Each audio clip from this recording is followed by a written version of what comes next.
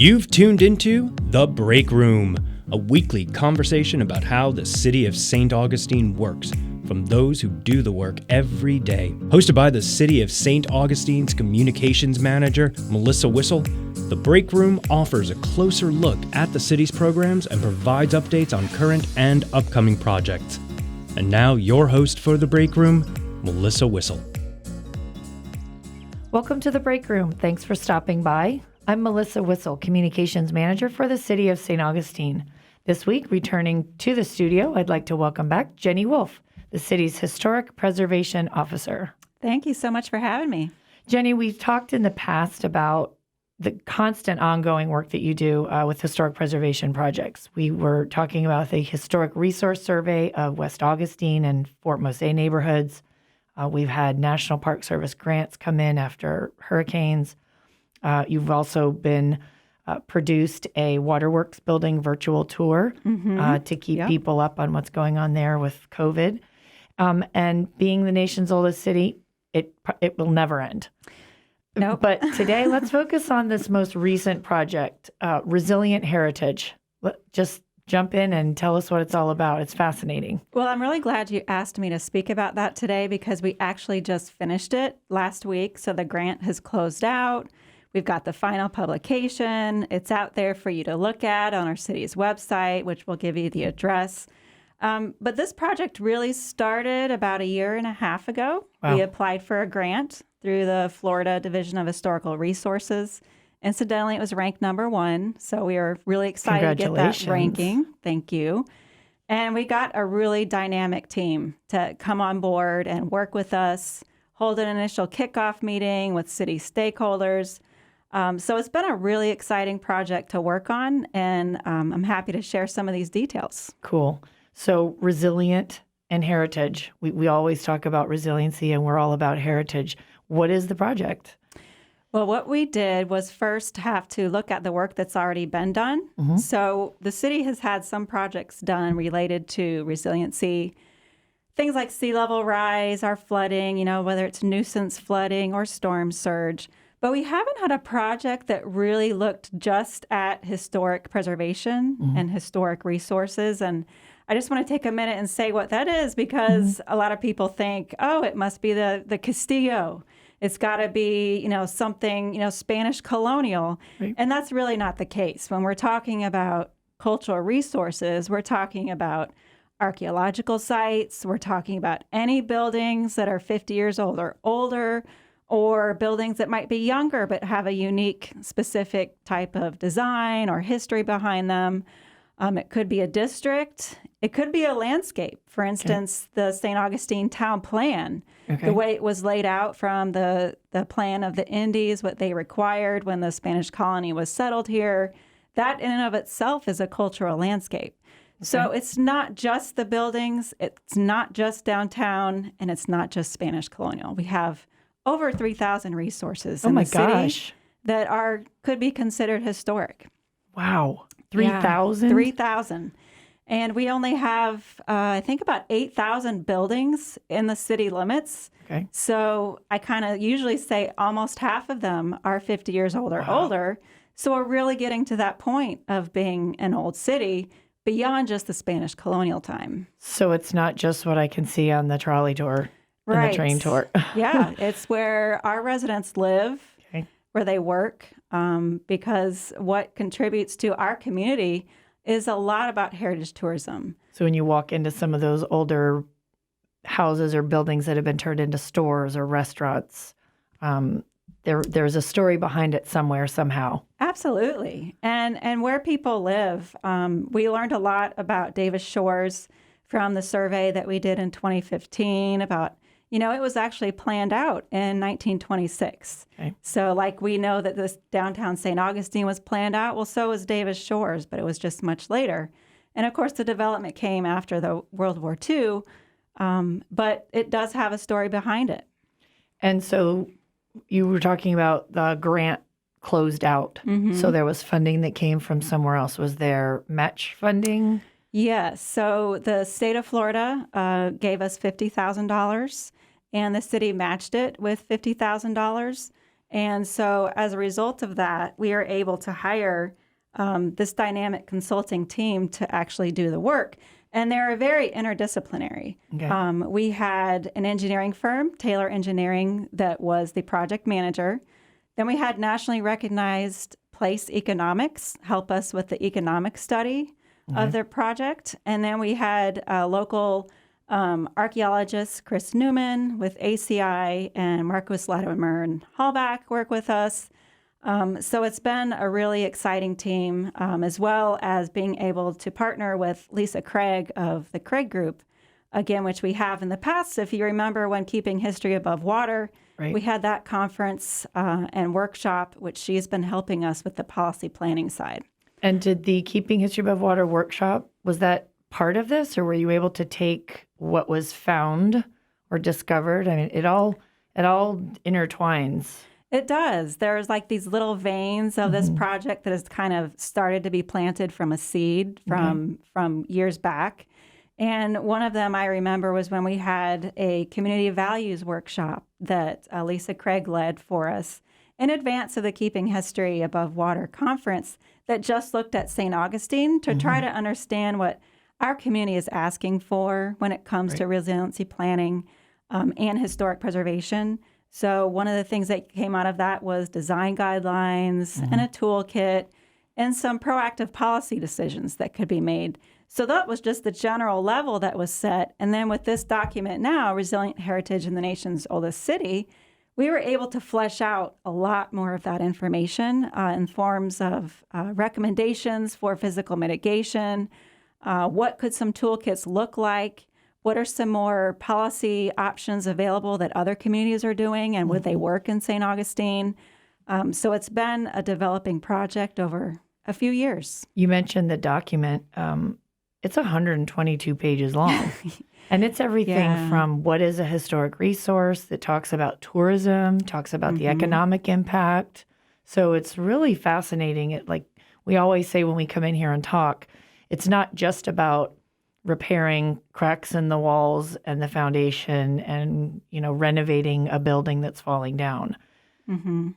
So there is a lot. And just to give our listeners an update, the website address is going to be citysaintog.com/resilient heritage. And that's going to have everything about this project. But we're going to come back from this quick little identification and talk about a really cool thing called a story map. So if you're just tuning in now, you are listening to The Break Room. I'm Melissa Whistle, Communications Manager for the City of St. Augustine. To hear this entire broadcast from the beginning, check out the Break Room webpage, citysaintaug.radio.com. Jenny Wolfe, Historic Preservation Officer for the City of St. Augustine, is joining me this week, and we've been discussing resilient heritage in St. Augustine, how we determine of all those thousands of historic resources in the nation's oldest city, what is the value, what can be saved, and we can't save everything. But let's talk about the story map a little bit. There's some other pieces to this project. Yes, exactly. So in addition to the publication, the team that we worked with created a story map, which if you haven't seen these already, they're really pretty cool. It's a ArcGIS product put out by Esri. But beyond that, it's really a dynamic mapping tool that can create a story. So that's why they simply call it Story Map. But if you go to our story map, what you're going to see in there is some text and some graphics, some photographs and images and timelines, some of the recommendations that were made. But what it does is connect that with data. Okay. So we were able to suck out the data from this report and really translate it in a way that is a little bit more exciting to read if you don't want to go through those 122 pages. Right. But it is a way to quickly digest some information. And I think what we intend to do in the future is to keep adding to it. So we can complement this story map with more information, more projects, more experiences that come out of this going forward, because this isn't something that's going to stop. This is going to be an evolving process that the city is going to have to look at, because we have so much land that is in our historic districts. I think about 75% of the city's land is a part of a historic district. Okay. So it makes up a big part of our city. And we're going to have to keep moving the needle along to adapting. And like you've said, we're not going to be able to save everything. So how do we prioritize? And that's one of the things that we got some insight on with this project is how can we prioritize or create a methodology for looking at archaeological resources. One of the things that was important for us to establish was the archaeology lab itself holds collections of the 30 years of the program, and we need a plan for that facility to be resilient. And that's from the other end of the spectrum, which is what about the resources that we know are going to be inundated, that are under the ground or already subject to tidal flooding or rising water tables? How do we collect data, and do we want to proactively collect that data? Right. So that's a big part of this program. But another exciting element that you're going to see are the physical adaptation plans. Oh, okay. And I would say they're concepts. So I want to put that caveat, anything that's in this document. Nobody has decided to act on it, but this was a team that said, well, if one wanted to take the Lombius House, for example, how would you develop a resilient plan for the Lombius House? And you can see on the story map, as well as in the publication, what those recommendations are. It involves flood wrapping, planting berms above ground because you don't want to go below ground and impact archaeology of one of our National Historic Landmarks. Plant more trees. This team actually provided us data that shows how the trees act like straws to absorb moisture. And they told us what types of trees do the most amount of that work. So there's things like that, as well as underground cisterns that could be done, and you're going to see those graphics in the story map. There's an interesting graphic on the Leitner Museum, City Hall, as well, right around that part of town. And the images really are intriguing. And when you look at that, you say, oh my gosh, are they going to do that? That's really cool. So even just to see that visualization, to know that we are thinking about it, we are being proactive. We have to be. We've had 3 hurricanes, knock on wood, wherever the wood is, that we're not going to get one this year. We're almost about halfway through. But we do have to find ways to be resilient. And the projects that you work on are incredible. Any one parting thing that was most compelling or striking as to what came out of that you want folks to know? Other than the mitigation designs that I encourage everyone to look at and consider if they would work on their particular property is the economic data. What do we stand to lose in terms of dollars? We all know that we love our historic resources because they contribute to our sense of place, and we love to steward them. But our resources have an estimated value of almost $3 billion. Oh my gosh. $3 billion. Billion with a B. Billion with a B. Yeah, don't mistake my mask to muffle that number. But the whole chapter on economics really substantiates where that number comes from. And to know that's one tool that we can use when we apply for grants is to say that we have a serious economic impact. Right. From the volume of building permits that come in after a storm, to the travel visitors we're not getting through months of closure. Those are things that contribute to our economy. Amazing. Lots of good information in the 122-page document. Or you mentioned we were going to tell our listeners about the web address. It's also citysanog.com/resilient heritage story map, all one word. And that's where that interactive mapping, really cool photos, really cool information. And I would also urge our listeners, if you've never seen or interacted with those GIS maps, more and more organizations and municipalities are using it as a tool. And we have got a ton of GIS mapping. But start with the historic page of the Resilient Heritage Story Map on our citysanog.com website. Jenny, thank you so much for coming. This was a great story to tell today, and we will most certainly have you back. Great. Thank you. As we wrap up another edition of The Break Room, I hope we answered your questions. If we didn't, take a minute and drop an email to info@citysanog.com. Let me know what I missed or if there's someone you would like to hear from. We want to keep you informed about what's happening in and around the city, and most importantly, that you hear it here from the people doing the work and making it happen every day.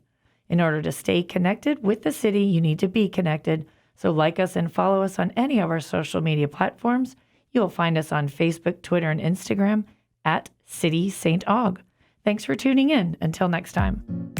You've been listening to The Break Room, a weekly program about projects and programs offered by the City of St. Augustine. We hope you'll join us each week as host Melissa Whistle and her guests have a conversation that helps you better understand how our city works to meet the needs of our community. See you next time on The Break Room.